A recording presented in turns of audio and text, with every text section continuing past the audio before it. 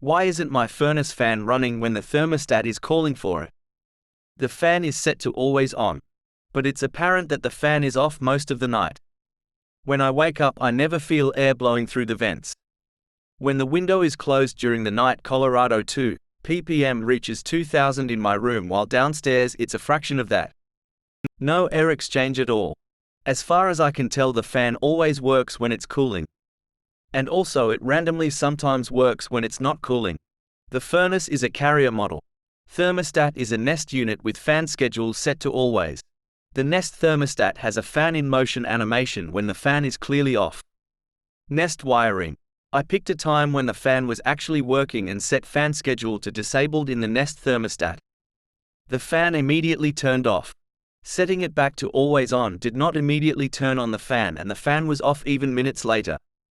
Detaching and reattaching the Nest unit turned on the fan immediately, but it was also cooling immediately. So results are unclear.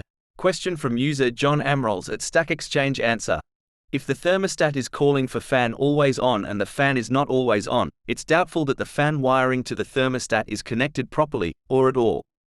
It's fairly common for older thermostat wiring to simply have wires to call for heat or cooling, and the furnace or boiler runs fans or pumps from its own local controls, without the thermostat getting to have a say in that.